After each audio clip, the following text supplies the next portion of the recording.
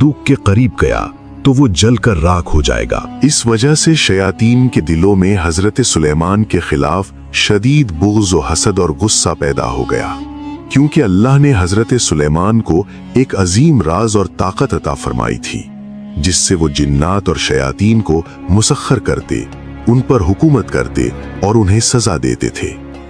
शयातीन हजरत सुलेमान की इताअत तो करते थे, मगर उनकी नबूवत पर ईमान नहीं रखते थे। वो सिर्फ इस खौफ से इताअत करते थे कि हजरत सुलेमान उन्हें कैद या अजाब दे सकते हैं। वक्त गुजरता गया, लोग और काहिन शयातीन की बातें भूलते चले गए, यहाँ तक कि हजरत सुलेमान का विसाल हो गया। उनके इंतकाल के कई साल बाद और नस्लों के बदलने के साथ वो उलमा भी कम होते गए जो जानते थे कि किताबें तख्त के नीचे दफन है। एक दिन बनी इसराइल के एक गिरोह के पास एक अजनबी शख्स आया जो दर हकीकत इंसान की शक्ल में एक शैतान था।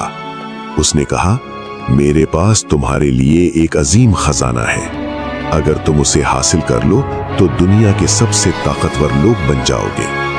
बनी इसराइल ने जवाब दिया, ये कैसा खजाना है जिसकी बात कर रहा है? शैतान मुस्कुराया और बोला, सुलेमान कोई नबी नहीं था, बल्कि एक जादूगर था। वो जादू के जरिए तुम्हें धोखा देता था और उसे मौजज़ा बनाकर पेश करता था। लोग उसकी बातें गौर से सुनने लगे और पूछा, वो खजाना कहाँ है, हमें बताओ। शैतान ने कहा, हजरत सुलेमान के तख्त के नीचे खोदो, वहां एक संदूक मिलेगा। मुसलमान बनी इसराइल ये सुनकर गुस्से में आ गए और बोले, खामोश रहो, सुलेमान जादूगर नहीं थे, वो अल्लाह के नबी थे। काफिरों और मुसलमानों के दरमियान सख्त झगड़े हुए, मगर आखिरकार बनी इसराइल की एक बड़ी तादाद ने उस शैतान की बात मान ली। वो सब हजरत सुलेमान के तख्त के पास पहुंचे। शैतान खुद पीछे खड़ा रहा, क्योंकि वो जानता था कि अगर वो करीब गया तो जल जाएगा। उसने कहा, तुम खोदो, मैं यहीं खड़ा रहूंगा। जब उन्होंने खोदा तो वाकई एक संदूक मिला। संदूक खोला गया तो उसमें बहुत सी